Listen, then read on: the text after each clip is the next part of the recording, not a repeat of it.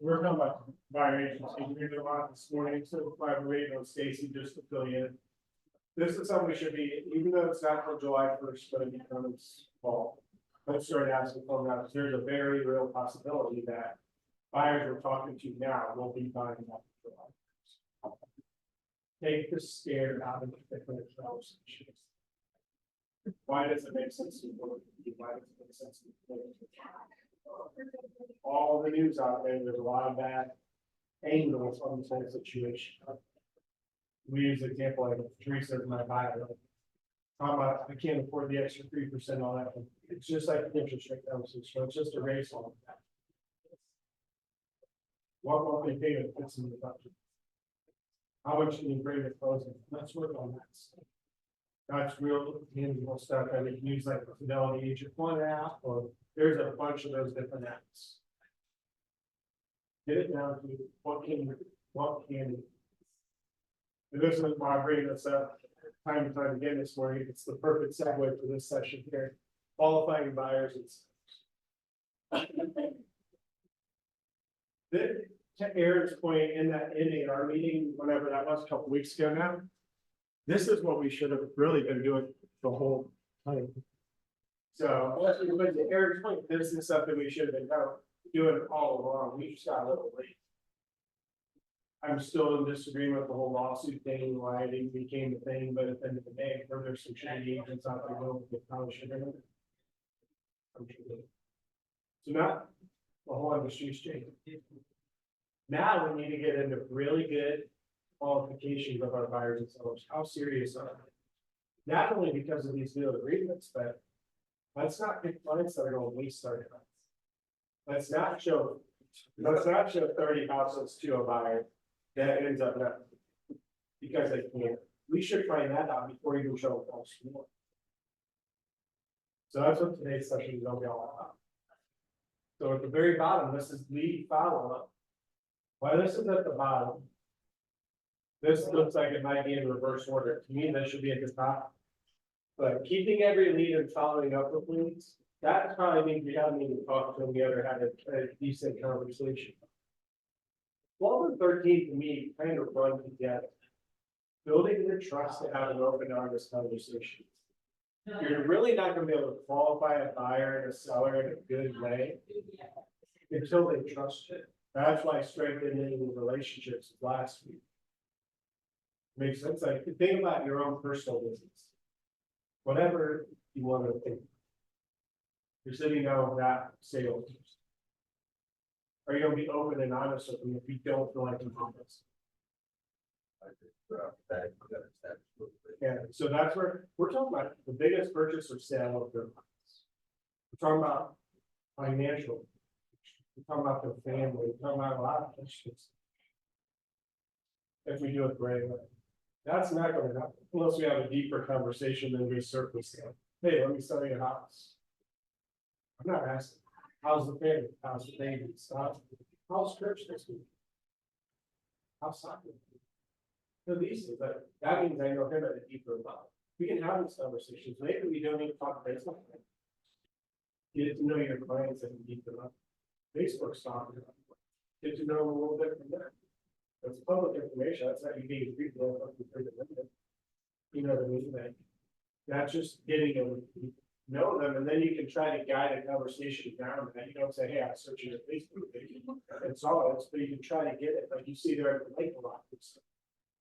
But you know that's a big thing. They're always at a football game in the fall. You know, so you try to guide the conversation there. Then you get to know them at a deeper level. And not them know you at a deeper level. And then go from there. Now we get to qualify. Now we get to the business. So, well, for today, we're going to find and motivate. Qualify able, ready, and willing. Qualify buyers and sellers, and then go over recaps. Again, you've seen these sections lately have not been very long, but they're very important. What do you think find and motivate? What does that mean? Besides the obvious of the willing. Further making money. Like they can go out and get free, they can walk across the chase right now. Besides that, what else does that find the motivation?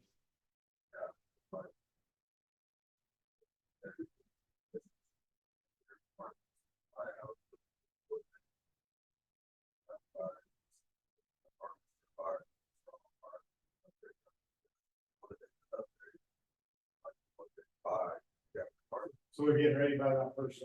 I'm just asking really good questions for people, trying to, with curiosity, trying to figure out those potential buyers. I think that's why that would be considered.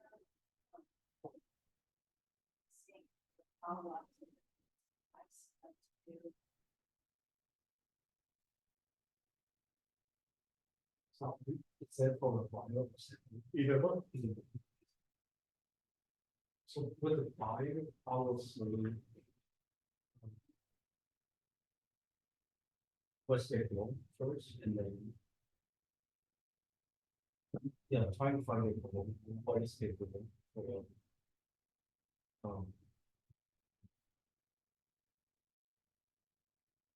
And you ask me the question, what is the person for why they are motivated to buy or something? What they contacted about how it was, what is their goal and then any value. So all and when I say this, think about all the different sessions where we talked about the 3 months. A, this is 90 days or sooner. B is like somewhere in that 3 to 12 month range. Bucket C is 12 months or more. The motivator are going to be the people in the A bucket or even the B bucket where they're like the next 4 to 5 months. That's the motivator. All they're kind of hit on the right stuff. They're looking to buy the first house. Let's ask questions. Why are they going? You know, what's their ultimate motivation? Do people? Most of the time, it's no, they could sign an extension. People are like, we need that extra bedroom, but we don't have to have it. It'd be nice to have it, but it's the problem.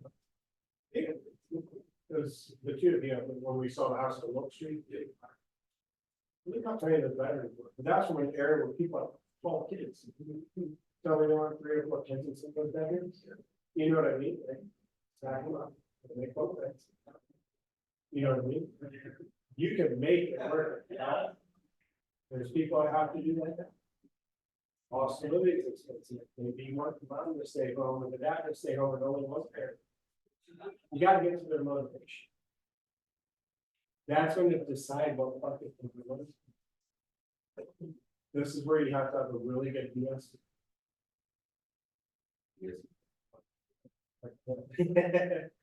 So by that, I mean, it's like, do they have to or do they want to? They want to, we're going to sell all of them. But how motivated are they going to be to get that? Are they doing, all right, you got to go out and do A, B, and C, and you call them 5 days, like they've not even got off the couch. Are they the most motivated? You tell them to do A, B, and C, they call you the next morning, they're ready for step D, that. Yeah, great. Or into those people, automate the people that are in bucket B and C. That's where smart one is. Let that talk to people. Let's say searches buckets. And focus in on these people, how we can make the goals happen. One of you guys heard me say numerous times, the right home will drive me. True, time and time again, even if they're like, we're really not in any, you know, we're thinking in years, and I've shared this example numerous times in the bank so far, where one of the houses I sold at the end of last year, the lady moved her time frame up by 2.5 years because she found the right house.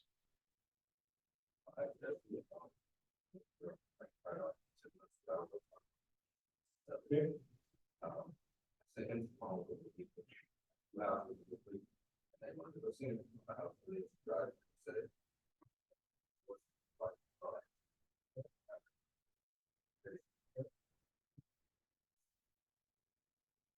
Moving, especially if you have to sell. Maybe your first house, there's a lot of excitement.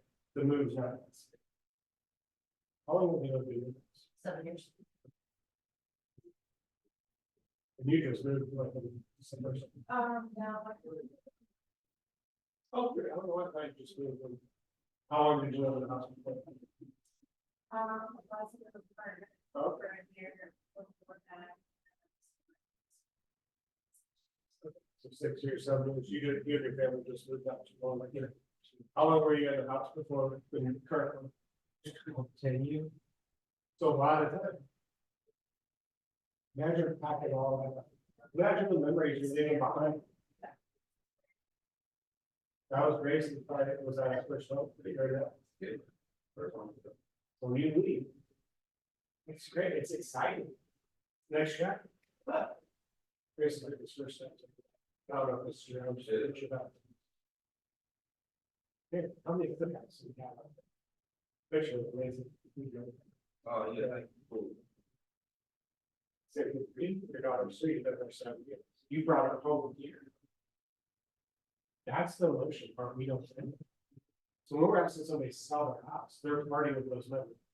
Now, sometimes sellers won't add value to that. It's like, I'm buying the house, that's not memory, that's your. There's no value to that. To me, it's wood and some driveway. I'll go in and make the right. But we gotta be cognizant of that, they're leaving that. Now, I forget who I was talking, it was about a year and a half ago. Elderly seller, house 50-something years, moving into a retirement. People are getting, the stations get super, I can't get this lady back, think about this one. This is her last move she probably ever made. Appreciate that. And that's what we're asking her to do, right? Like, sell all your stuff.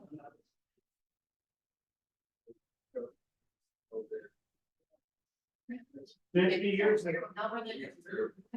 but 50 years of memory. And it's also you kind of saying, like, I may not be able to do all this stuff. Think about how scary that's got to be. We gotta appreciate these things. We were super pushy down. Do you think she's gonna appreciate it? Or should we sit there, even though we kind of care less about the stories, hear the stories about her kids, grandkids, the holidays that happen, the Thanksgivings that happen. This is how you strengthen the relationship for kind of going back a section. But now we can help her get. This is where it's gonna be a very emotional job. That's a tough conversation. Divorce.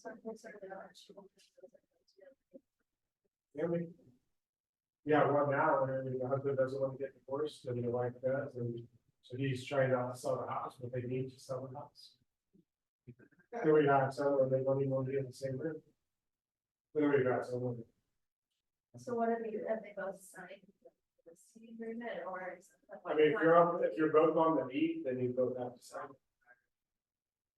You're just waiting for them to get on board. Think about these things as you're building these relationships. This is how you can qualify them. These tough conversations. Think about this. And remember Mike Hillary when he was here, he's talked about this numerous times, and it was just a very eye-opening thing. It's like, what are sellers first? They're usually buyers first because they start looking for that next time before they tell anybody they're selling. When he said that, you know, when he's never sold real estate, you know, he's been around it all the time. So I just made me think of how many listings they are getting by meeting with buy. They want to find where they're going before they rock the boat on where they're at. Maybe they got little kids at home, that could be upsetting for the little kids, you know, that's a big change. So they want to find an exciting place to go first. Your number one job as a real estate agent is finding ways to get in the path of motivated buyers. Right, place, right. All the way back here, how do you connect with the market? How are you organizing your database? What's your value proposition? See how all these things have built us up to exactly this. You get in their path.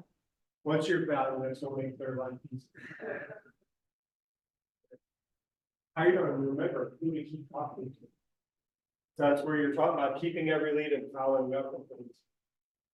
Smart plans, safe searches, all these things. Tasks. So you remember who they're talking to.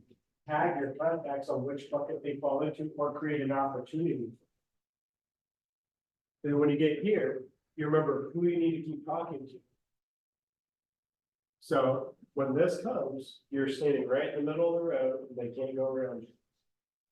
What myths do you hold about finding buyers and stuff? So let's start with sellers first, but I think there's probably only one of those. Or did go. And if you can only think about buyers, that's fine as well.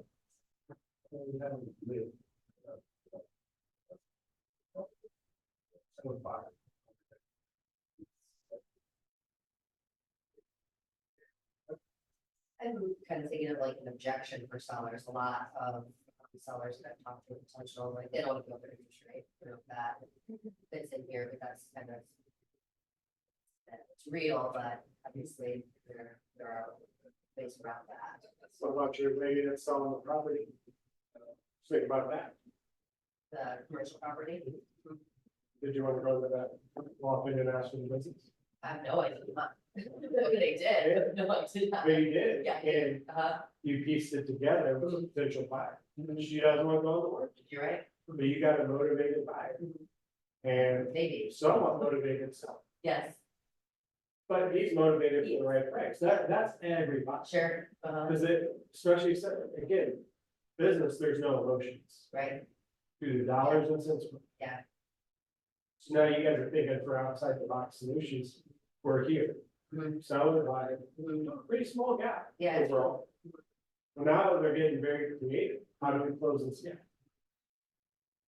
Trade services, do we, whatever. yeah, I love it, she is such a businesswoman, she immediately was like, let's count the calculator out, like. Yeah. uh, So this is like working with an investor, right? It's a dollars and cents thing, the business. Financially, has to make sense. They take the good business owners, who take the emotion. It's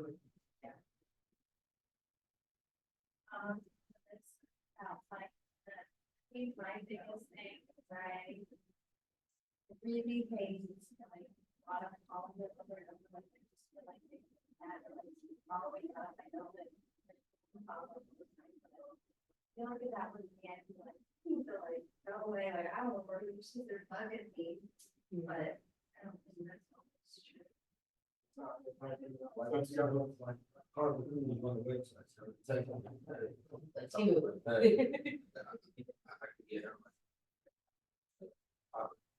Yeah, that's a good part. Yeah, you're good. So it's for the salary is for partner or actually Well, for fund. or finding it, I guess, with more than one. So when we call them like they will not sell it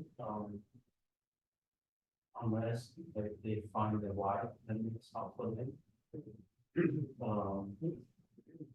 Some I think there's an option and then if we can provide a solution for bring water or finding the one house for them, they will still.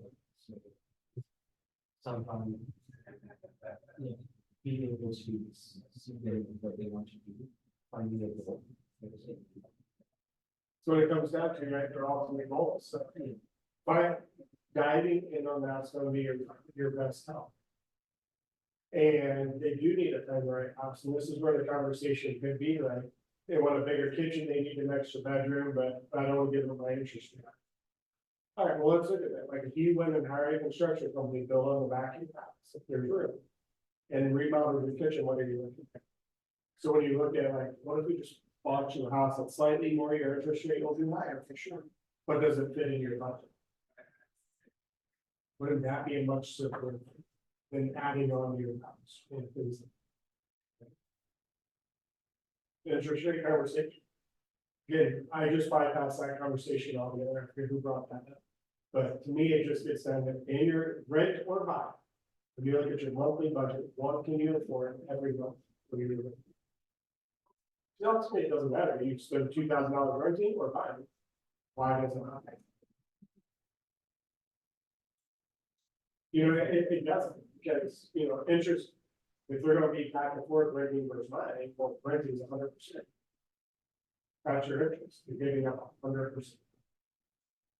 Even at 7%, to buy, you're still 93%. So it's getting them to discover these things. As far as bothering them, and they are calling them too much. Here's the thing, you should be setting the expectation of when the next call is. That will alleviate that whole fear.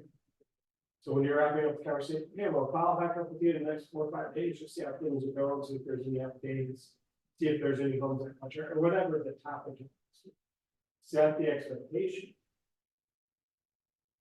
Then that's their chance to make it. We don't need to talk. It's the very early on, you know, how often would you like to be asking that question in a big conversation? You do those two things, that whole feeling will go pretty sure. And then if we feel like we're still bothering, then that gets into what's our reasoning for calling.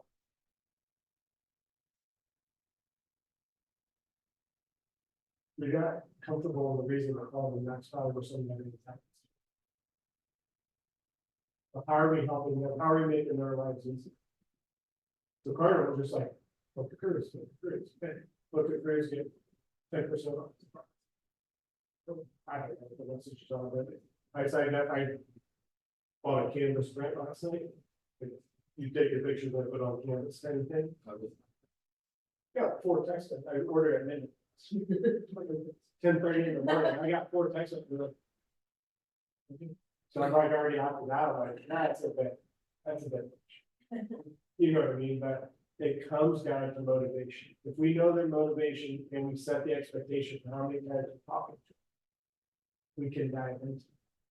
Look inside of designs, there's great listing presentations and buyer presentations that will help guide you on the questions you ask in a bid consultation. Both of them have a bajillion questions. It's again made for agents of different levels, so different types of real estate. So go through and pick out your questions. Those are all fully edited. So go in and make it. But we're not bothering them. We got in their path for a reason. We're trying to help them. We'll be ready when they're ready. We're not trying to convince them to buy before they're ready or sell before they're ready. We want to be there when they're ready. But we need to understand what ready for them looks like. What's a good time frame? What's important to them in buying a house and selling a house? How are you going to make their lives easier? That's what they're paying us. Can they sell their own house? Would you change out your own transmission? On your mind? I'm sure if you took enough time. But you can watch enough YouTube videos, go buy enough tools. And figure it out, right? But would you rather it go smoothly and quickly? You can learn how to do it, and there's somebody out there that knows how to change the transmission power in 20 minutes. It's like 9 volts at 1.3 amperes. You know what I mean? But also way to the gym. Like it's heavy. Like you need a whole, you know, you got a whole thing that you gotta lift it and put it in place. Somebody out there is learning how to do that. There's nothing saying you can. People sold houses. There's nothing saying that clients can. We can do so many things in that. Maybe you and I were talking about it. I think the last one on one up today, a couple weeks ago. There's only so many hours in it, and you gotta prioritize what's happening. Look at God, family, business. Dude, family stuff should be. You want to have time with your kids, all of them, right? Same thing. That's gotta be part of, so it's gotta be on your, it sounds bad to say it's gotta be on your schedule, but you have to have that cutoff. When we all went to Chicago a few days ago, I put my phone to do that circuit, for 3 days, and I was like, I'll check it in the morning, about mid-afternoon, I'll check. I turned off all the red dots. I was like, after that day, I was like, you know, celebrate, you know, you've never done that. Because you don't even see the little red dots when you want to do that. So my calls went straight to voicemail. I didn't see any dots for emails, phone calls, commands, showing time, got leave, all of them. They're all. You don't realize how tied you are, to those dots are like the most annoying weekly things about. You gotta do that. But then what are you following up with? That's gotta be. So you say, organize your day, you can build a really good business. Do that, and then work on overcoming these things. We're here to help them and make their lives infinitely easier. Can they do that on their own? Sure. We do it all the time, you do it once every 2 years. How do you market? How do you gather? How do you have these conversations? How are you going to handle shit? Well, if the appraisal gets caught, are you working with the inspection? So is it an expense or is it an investment?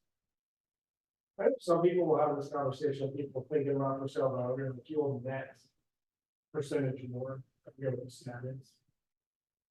Can we guarantee that? I can guarantee I'll make your life easier. I built the system of how I handle my transactions. Make your life. That I can. That's what this is. Make sure what you're promising is something you can guarantee. You cannot guarantee you'll have one. You cannot guarantee you'll get one. You cannot guarantee by listening to you, David, that's one.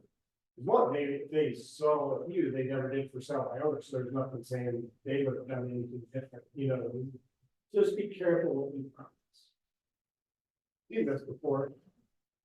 We got top of, why do you think we talk about a sphere of influence? Time and time again. This is fun. I gave you 3 options, call everybody in your phone.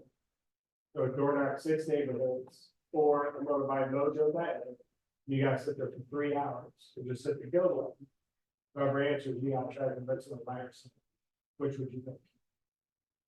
Do you mean like the ones, you know, like there's everybody's got something better at home, right? But you don't need everybody. Well, I'm not calling my extension. Fair.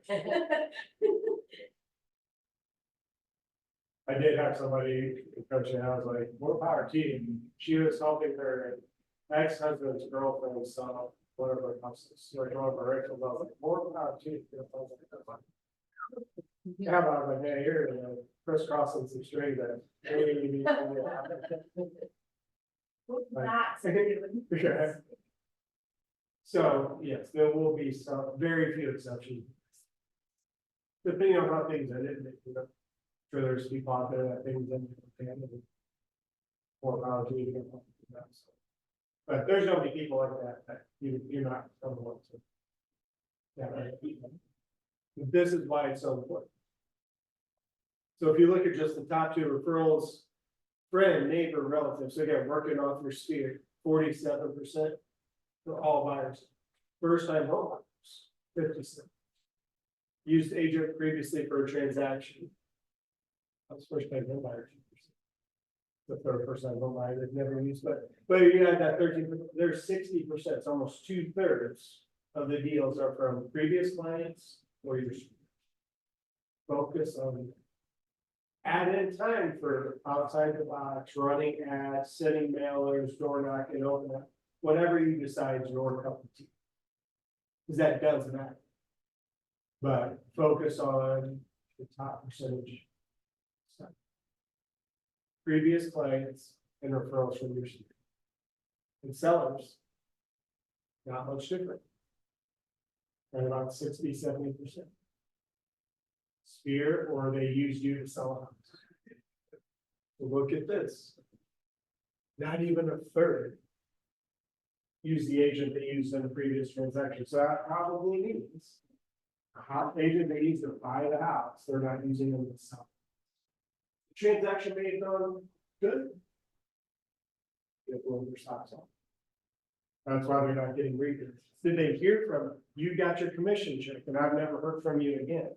7 years go by. I don't even remember your name to call you to sell my house.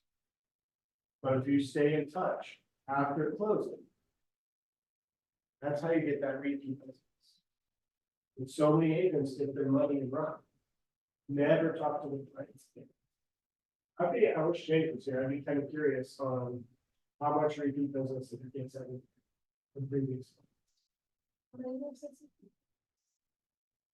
20-something, 25 years. Dave Gray, same thing, he started in the eighties, so he's probably pushing 40 years. They were doing it at a time when they literally printed the MLS. Here's listening to, and they go to meetings every week. I think that's good. You get to meet your people, right? You're in the same room, you're talking, kind of leaning on each other, you're having conversations, building relationships. Technology's not what's better. Think about that for your clients. How do they want to hear about this? No, we're not going to print them off and take them to them. There might be an elderly seller, that's what you always kind of do. That's why you gotta find out what's in. Now you're talking about building towards an experience that will blow their socks off. And this will be much higher number. As your 5 years come and go, you've had enough deals under your belt, now you're getting where people are gonna be selling their houses that you sold.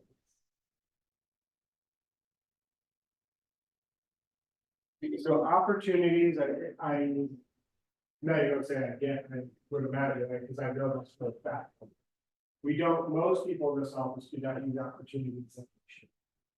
Most people will do the opportunities when they get ready to come.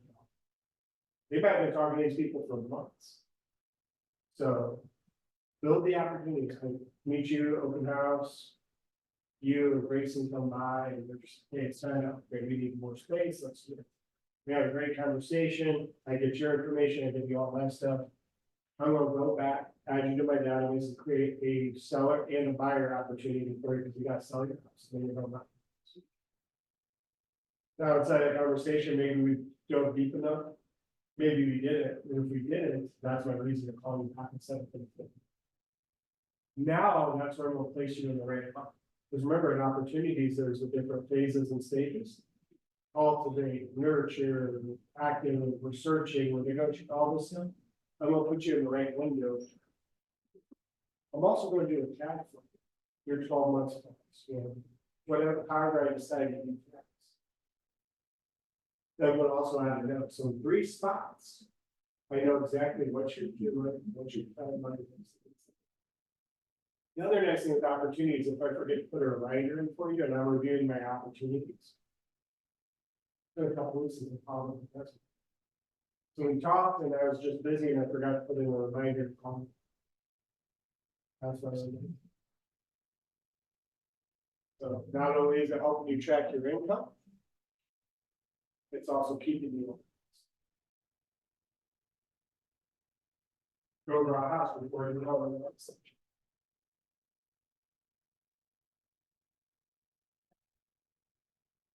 Big opportunities, definitely, on myself. Trying to implement that and then absolutely like realizing, oh, I didn't update my CRM and then seeing, you know, oh, hey, I need to reach out to them, it's been a couple of weeks. So being more consistent with that, but yeah, that was something that I never really thought about using in that way. Before you and it's been. Sure, it takes a couple minutes time. We don't have to connect it to DocuSign or anything yet. Let's just get the ball. All right, so classify able, ready, to look. All right, let's see. Focus becomes increasingly possible in direct proportion to how clear you are about what you want, when you want it, and what you must do to get it. What do you do with it? You have a list of what you need to accomplish. Be that clear. What's your goal? Is it to set one appointment? Is it to manage all my transactions? And don't be afraid to push yourself. Again, we're talking about goal. Are you taking it? One thing what I'm thinking about it. Get all your money. Sure, we give them advice. For all of us, not just you. We're trying, were you here when we were talking about what I read before this started? It's gonna be a. That's okay. He's gonna be there. She's gonna be there, I'll be there. You're gonna be there, right? All of us will be there. But it's made to be uncomfortable. But it's teaching us to do things right. Or we're gonna be trying to do it across the time. Yeah, so we bought that where it's like a tough day or something. This will start building the right. thoughts. And if you do 4 deals as a result of it, on top of the commissions. So if you remember from high school math class, fancy little graph. It's a Venn diagram. But I don't know if I'll say this. But one be wrong. This is what we're looking for right here, where it's all coming together. We're gonna find people in all the different areas. And we just stay in their path. But if they meet all these things and we're right here in this little triangle. That's a check of the next 90 days.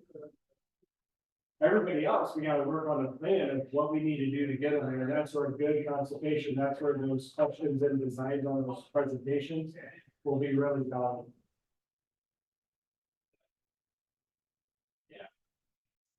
To me, these are really short time frames. But make your own. To me, this is my 90-day bucket, this is my up to a 1-year bucket, this is my 1-year plus bucket. But if you're a really busy agent, you may need to look at it. I'm not that busy. So I don't need to break my people down like this. To me, this means you have, I have like 6 buckets, and that's just, for me, a little too much. Find something that works for you. Opportunities, again, this is when you know they're gonna be right here. Share this story, one of our agents uses a little corkboard. For like, this is her monitor, like right to the right, and she's got a little corkboard board with all her bases and all that, like her A, B, and C bucket. And it's little pieces of paper, she writes their last name on it. And below that, buyer or seller. And if they're both, she'll make 2 checks. And she'll literally. As in, but she sits on her computer, it's like a constant reminder. Here's the people. I know some people in Granite Barrels who've actually done this, keep their eye on the wall, they got little stickers of houses. And they set a goal at the beginning of the year, I think it's like 120 houses they're trying to do this year. And every time they sell a house, they're putting it on the table, and then he tracks their opportunities. That's something that looks for you. I know some people that just use the calendar on the phone and they put reminders on there. They don't use it. That's that works for that person. Find the most simplistic system you can think of. Because if it's too complex, you're gonna quit using it. Yeah. This is the tough part because this is where some people are, you're literally gonna have to just throw. Because you can't have them wasting your time. I have a really good story about this from my listing that went live on Thursday. I got a sign call. Was that? So Yeah, I had a sign call. It must have been early, no, it must have been Thursday night. And so it was a couple and they said, you know, we're out here, we really want to look at it. Okay, there's an open house tomorrow. Oh, we can't come to the open house. Can you show it to us? I'm like, absolutely. So have you worked with agent yet? No, like we got pre-approved last year, but we just haven't found anything. Okay. So, so it's been pre-approved recently. Well, no, we got pre-approved last year, but it was for way more than this. And I said, okay, so that'll be super easy. If you want, like, I can get you in touch with someone, or you can reach out to who you got pre-approved last year. And they can just update it real quick. And they're like, oh, it was TCU. And I was like, perfect, I've got a contact. I'll reach out to them. So this was like 7 o'clock on Thursday. Texted my guy and was like, hey, you know, this is the name. Can you take a look? And so he's like, yep, sure. Texted me first thing on Friday and is like, they're just gonna maybe wait, rehold their first and second mortgages, and they have no money for a down payment or closing costs, so they're not gonna get pre-approved right now. That saved me like 3 hours of my time minimally, and they were just like so gung ho, like we could afford way more than that. And so I just followed up and just like, hey, you know, do you have any questions? Like anything you need from me? Oh, you know what? I think we're gonna hold off for right now. We really appreciate your time. So That's something like, they got way more pre-approved, like I don't waste time. when we're new to the business, we're on. You know, this is They why don't you be skeptical, qualify. but yeah, I mean. And Josh Brooks just had this happen where, Yeah, it is tough, like you want to assume that, but at the same time. phrases, buyers. Unfortunately, Yeah. but Josh Brooks just had it where he left his son's birthday, the day of his son's birthday, he drove an hour to show house for the second time. And these people wanted to play low ball, and he's trying to educate them, this is why you don't do that, and then they end up firing. So like, you're not impressed with it. So I don't know, like, that's not saying it's, so they're not gonna get this, there's no way it's off, I mean, it was like 80 grand. So, I was like, there's no way, like, if they want to submit it, we'll submit it, but it just, I work with research. Like, they're gonna make you chase them up there, hour each way, or maybe hour 15 each way. Just, this is really. Sucks, it's like, it's my first time, it sucks. Think of all the hours. If they're gonna be that way about little space, so there's nitpicky stuff they're picking on, you know. It's gonna take forever to buy a house, you're going, yeah, exactly. And then even if they get another contract, they're gonna want everything in the inspection.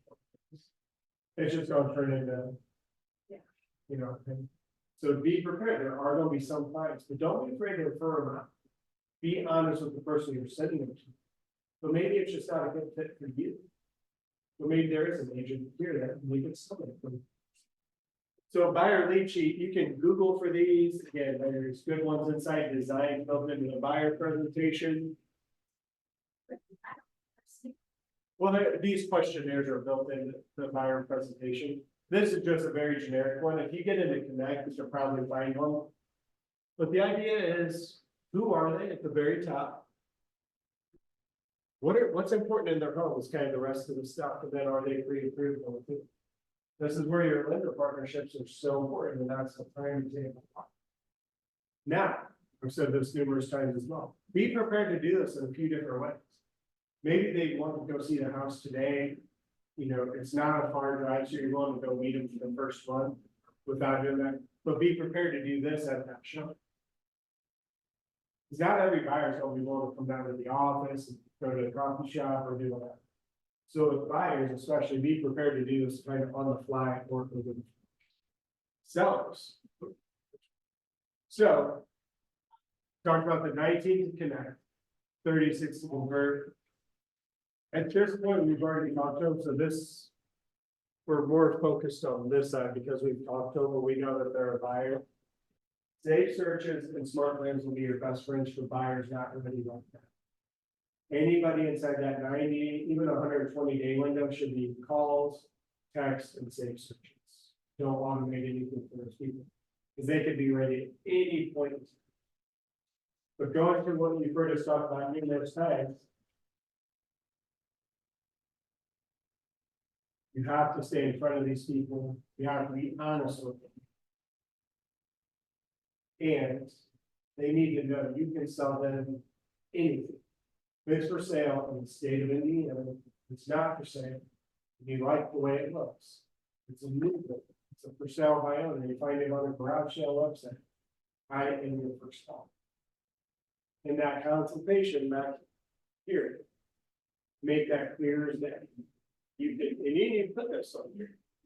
Like you've seen like on the back of business cards, like referrals are my best friend kind of thing. On here, you can put even that kind of language. There's any real estate in the state of Indiana that you want, I'm your person. So sometimes they're like, this for sale by owner, and we've seen this language in a lot of for sale by owners. I don't want to deal with real estate agents, keep calling on it, that's all. They put it there to scare you about it. Why? Some truly don't. But by and large, the majority of the ones that put it in there, if you call them, maybe they're trying to scare away the calls and like, who's going to overcome this? That's stupid. Well, they're also small buyers. See, I think it's like, it's a good idea, like, oh, I don't want to pay commission, instead of like, just call me, I'll be here to show the house. But see, right there, that's, but right there is a misnomer too, like they're not against paying commission. If you call, if I gave you 10 for sale by owners today, I guess if not all 10, at least 9 of them would say, I'll pay you to bring me a buyer. So now we're not even talking about 6%. We're talking about that 3%. That's all we're really talking about. They're not having a problem with 6%. They're just trying to save their 3. You ever work with the lot buyer, they want to do stuff on their own. Yeah, but it never works that way. I was gonna say like. You end up doing a whole transaction. They didn't help, they need help, they're gonna be like, hey, you're gonna ask something. That's right. I don't do that many for self owners. So I'm okay. That's just, it is. And I'm a control freak. So I don't try to do that. Yeah. So when you do that, I'm sorry, just a question, they're like, yeah, Brian, you bring a client here, especially one to be. Do you, obviously get that, right? Yeah, there's a for sale by owner form and our folder and DocuSign. It's the same thing you send to a new bill. It just says you'll pay me 3%. Do you ever offer to do their paperwork? Like for a percentage or no? You just So focus on furniture buyer. if you got time for power to you, I'd rather not. I'd rather either just let her bring them the time.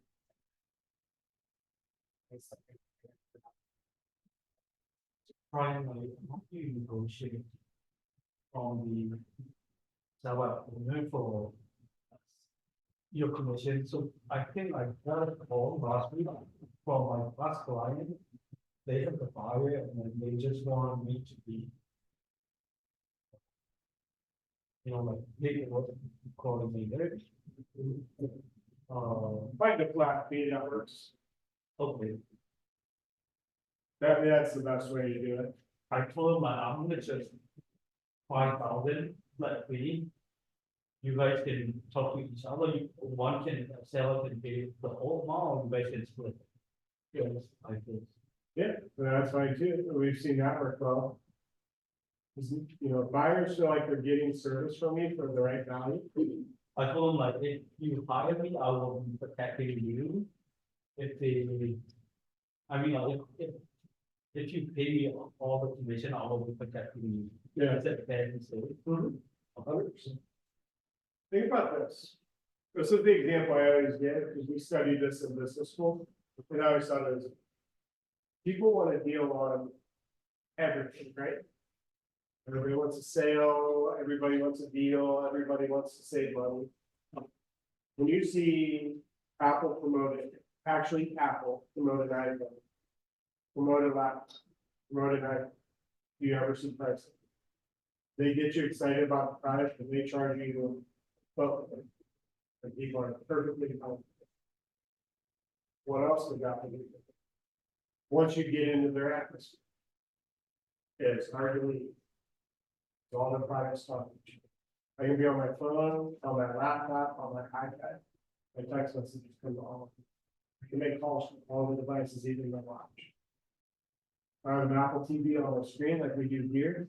I can pop up to my Apple TV, and now it's there. Save it to iCloud. It's on all the devices. They make it. You don't want to leave. Think about that for your business. What are you going to do to make your clients' lives that easy? I pay top dollar for my Apple products because it works. Makes my life easier. Think about that for you. Don't worry about what you're charging. But what your value is. Don't be a discount, bro. With all the stuff that we were talking about earlier. Don't be a discount. People don't mind paying. Top dollar for that. They don't see your value, then they have a problem with how much. That makes sense. So if you're going to do that, don't just do it for $500. Charge them $2,000. Why 2,000? She'll do it for 500. Well, I'm going to do this, and this to make this easy. Even though my sign's not in the yard, I'm saying this would be an amazing experience. She might be like, I'm going to have you sign the paperwork, I'm going to send it off, and then bust it. And that's fine too, because you might be like, that's all I'm willing to do. Right? You might be willing to go further.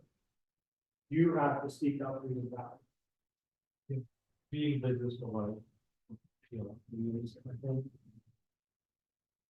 Especially the one customer that I had, they was an agency as a salesperson.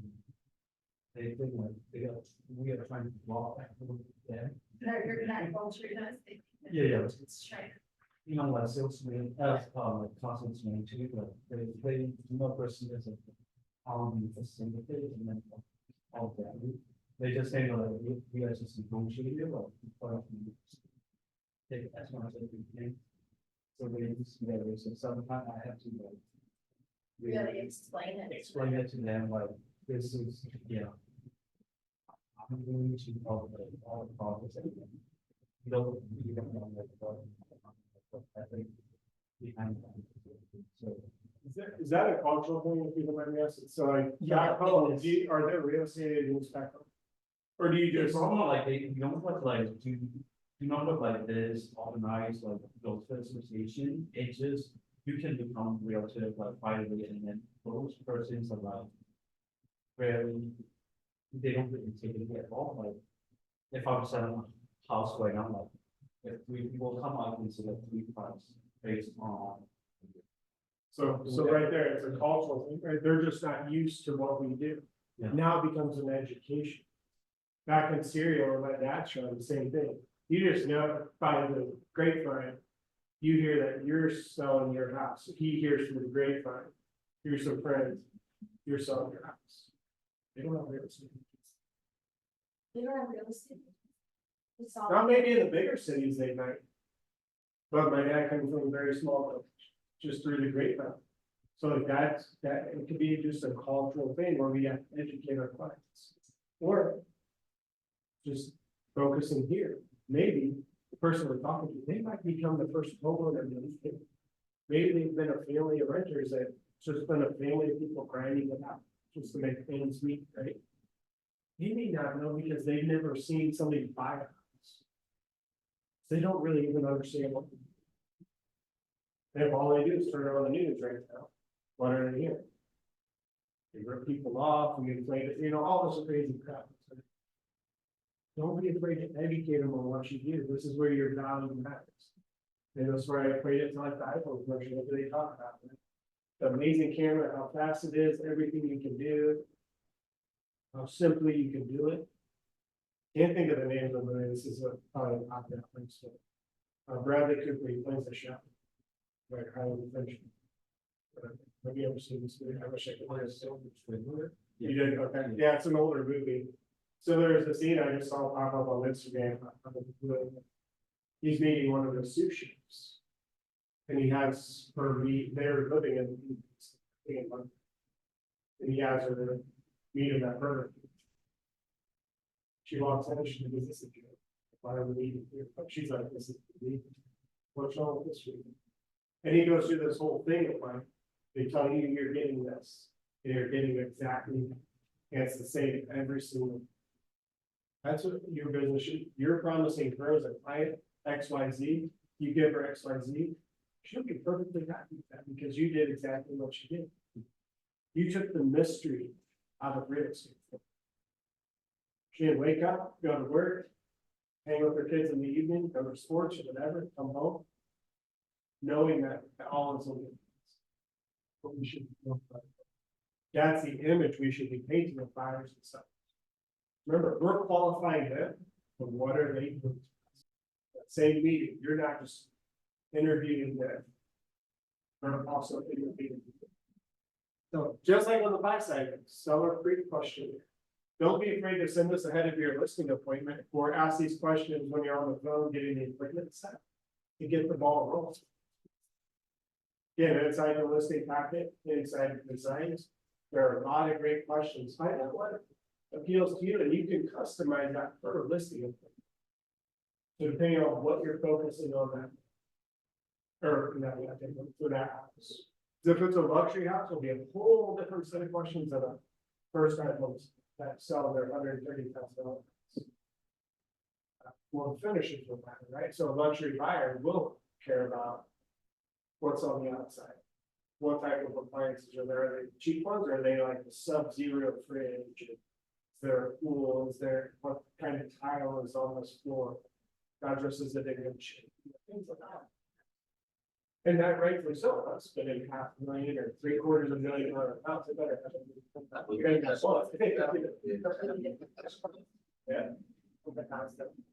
That's been like open house at 200,000 versus an open house at 700,000, completely different questions. Someone's walking there, they want to know what type of irrigation system is in the home versus. What type of grass? See, I would be like, I don't know. Green? Yeah, that's a really good question there, let's figure that out. Just not something like go out like rolling in. It's Kentucky blueberry. Well, be prepared, you know, and again, don't make up answers, but as you get nicer and nicer houses. It's gonna happen. And you did one of those, that's one of the. Yeah. You played along. Yeah.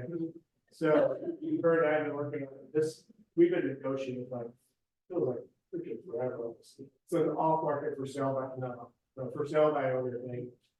And the negotiation is getting, this is like it's a pricey price point. And this buyer's, she's representing the buyer, seller doesn't want her representing, it's a good relationship, but she's not, doesn't want more than 100%. So the seller asked for more, the buyer came back, like, I'm giving you somewhere in the middle, and I want this furniture, the generator, this, that, that's it. Now we're like negotiating couches. But again, now you're just a whole different. I say this very respectful. People that have a lot of money have a lot of money.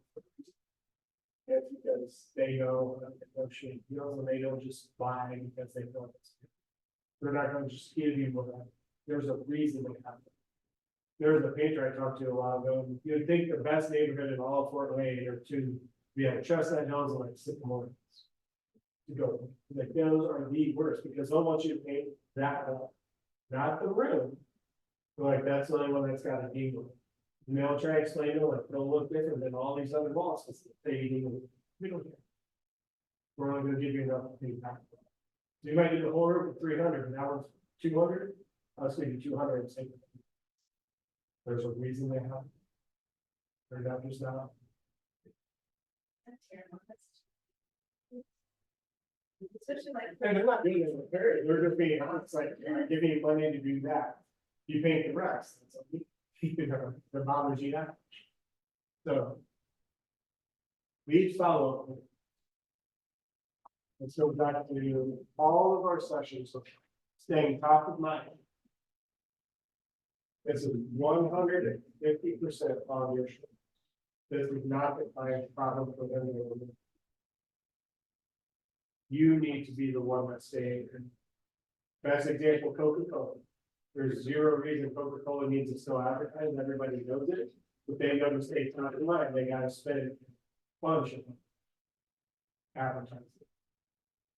Not saying you should spend a bunch of money, because we're trying to do something different than someone like a dollar. You know. But our job is to stay in the path. That is not their job. So if you don't talk to them for 6 months, you find out they bought a house 3 months ago, that's 100% on you, that has nothing to do with it. They don't reply for 50 communications in a row, keep sending houses. They might not reply for the 80th time. Even if it's a once a month email newsletter, that's good. Follow up and stay top of mind, those two for beginning. And inside of that, you need to convert them. Again, it's not our client's job to ask us for the meeting, that's 100% your job. As soon as you see the opportunity to ask for the appointment, ask for it. You are not bothering them, they're having a good conversation, and something inside that conversation is pointing you to ask for them. And then now we get to qualifying them, so we're following up, staying top of mind, we converted them to a meeting.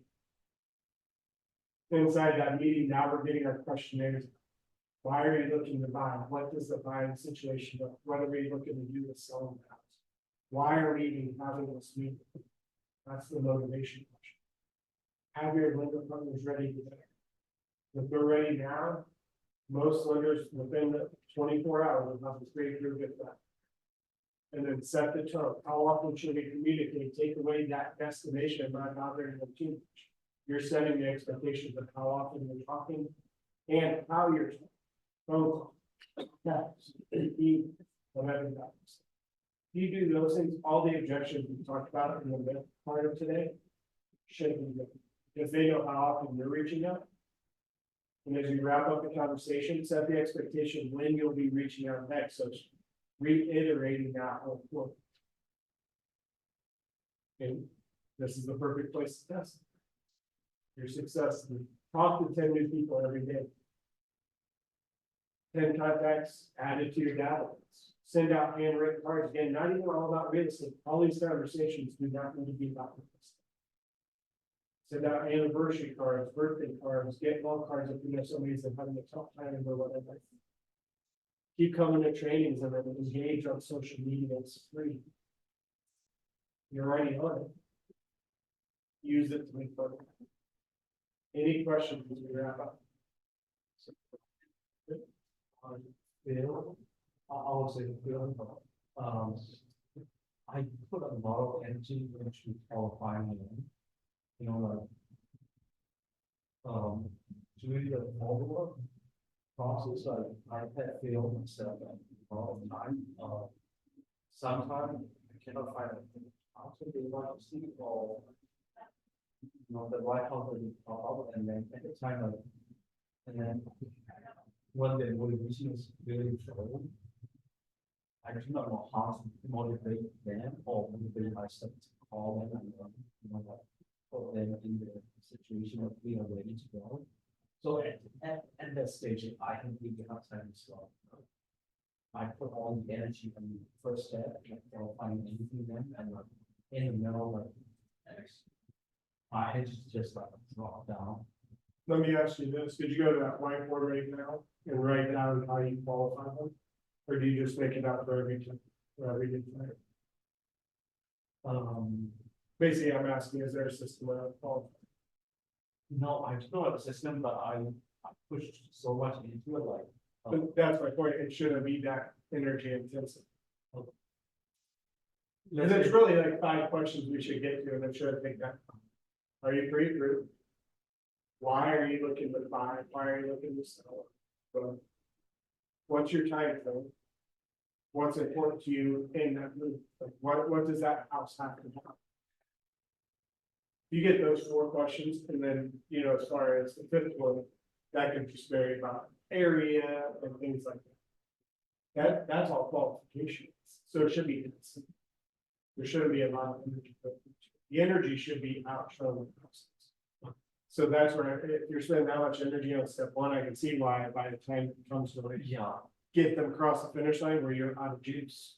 Because you're spending so much, it's like starting a 500-mile race. And you're like a dead sprint the first like 4 laps. By the time you get to the 500 lap, like you're just out of juice. That's happening to my process. The reason is like my client, they don't speak the language and I have to educate they work through qualifying stages. At that stage, like I have to put all the knowledge, everything, and then to that stage, and then after qualifying, like my views are like gone, and you know, and then also like I know that if we are not qualifying them, like I know for sure that from past experience, at the time I had a hard time calling that and like giving advice on like you will not be qualified. I do not know how to give advice on like you will not be qualified for like 6 or 1 year, you know, like those advice like it's hard for me to give them. How do things, deal with that, if there's a language barrier? Is there like, Translate.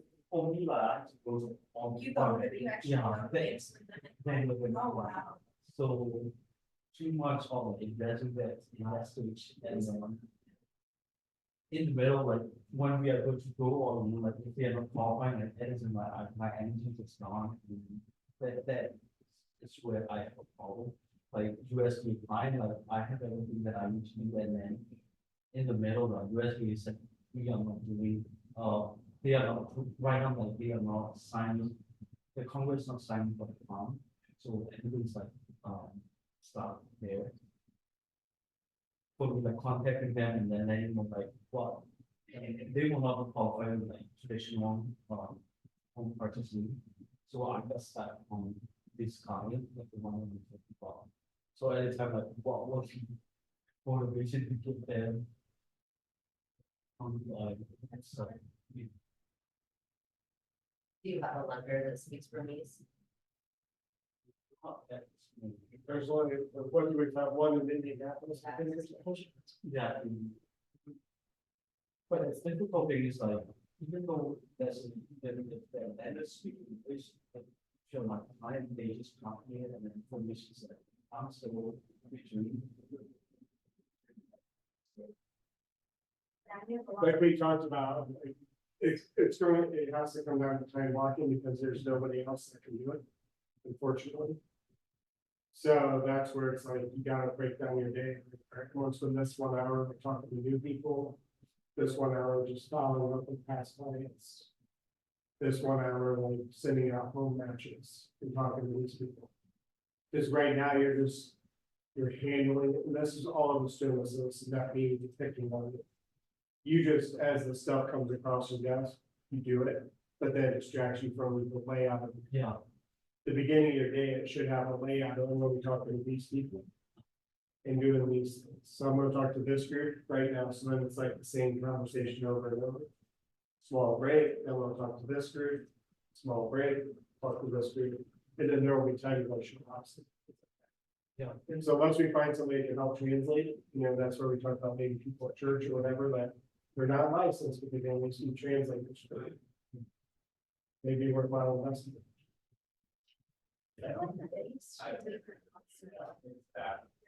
But they're not gonna be taking it on and show houses. Oh, no. But it is a lot. Again, there's cultural differences. It's like, they may have only been here for a couple of years. Again, work like this back home. So now they need to learn how to talk to them. It just goes on and on. So even like they do not separate between the revenue and job that I'm doing. So if everything is going on the practical side, they come up that they will need and let's say the letter's not qualifying because I'm the one that brought to the revenue. So it seems like part of the qualifying part that letter process. So the good thing is like this client will not go to all of Egypt, the client will stick to maybe 95% of the time. That's a good thing, but the bad thing is like if something happening in client city, even after the closing, they come back to me and then they think I'm the one that's responsible to know everything on the topic. So one I like in 10, 20 people, if I have 20 people, if someone one or two can happen, like one or two times can happen from then side, Yeah, if that happens, I was very bored of the and then somehow I do not want to follow like all the process, like, it's very difficult sometimes. I can see it now, like something happens Or- like mortgage payment or something and they connect it to you. So Yeah. they come to playing their estimate. There's gonna like, you gotta be able to tell people, hey, I will call you back, it's kind of, you can't handle it every single time your phone rings. That just detracts you from your day. One client, they give my phone number to the lender and then they upon on the mortgage. And then mortgage company told me like every week and then went to mortgage architect in the city. And those are like the thing that I receive from that mortgage. Why don't you give the clients phone up, the bank, their client? They said they do not contact. One, Like they can't get through. to Yeah, them. they can. Even if they are like, they speak in language, so that. but that's the lender's problem. We're taking that call. You know the number now, right? Yeah. They know the person. I would put it in writing to that lender, be like, I don't know. My job's done. Like, that's your problem now, is you need to go find a translator. And talk to them like, I can't, this is out of my realm. It'd be like, you call them and be like, I need you to negotiate this inspection. It's nothing to do with them, so. Yeah, this is definitely one just cross it off the list. Phone rings, just like other voicemail. Yeah. Put it in writing to them, like, I can't help you. So for me, like, yeah, that's why I really So once, from the beginning of the process, and then in the middle, I'm exhausted, when I reach the most for my job, that, sometimes I use my motivation to help people. In that stage, when I get to that stage, like, the job I need to do, like, follow up, and then show you houses, like, at a time. And then if something happened on the planning side, it comes to my mind, it's finally like, for instance, like, it's ruining all my day, like, to do the job that I need to do. So, You Is got there somebody that can help you with the middle part? some reason, like, they don't trust me, like, the reason they come to me is they want me to be They want you to be the person. present. Yeah. Yeah, that's why, like, it's, even my business one, it's difficult for me to, like the, what do you call it? The businessman from California, please leave the message, I cannot even put that message to my phone, because sometimes I have to, pretend like my client and then solve the problem, and this is, it's not, like, active, I don't want to say it's not active, but it's not, no way that, unless I help this way, there's no way that we can do this deal, so I have to do something, I have to do like, let's see, calling the for the home of confidential, like, if I call this role, the instructor is going to take me like 40 hours with identification. But if I call by their name and then just pretend by themselves. you're walking. That's not, yeah. Those are like, Say that, would you say? those, It's really being recorded. it's difficult, It is, but I mean, you gotta be careful back, because some of those silence, here they gonna come back. So that's why I need to really system. Sometimes I step back and like one dream slow down and generally feel like so I have to take it about I'm quite bad at my business so that I'm not getting into that trouble. So it's too many layers that I need to consider for my business. So it's very difficult. But right now I'm doing as my business as like now as a personal liability, I'm from small business so that I can work with them. And then I'm gonna try to educate all the client as much as possible. So let's take this simple here. Hey, you gotta be careful. Yeah. So a lot of the clients, like have kids that are wanting to do that.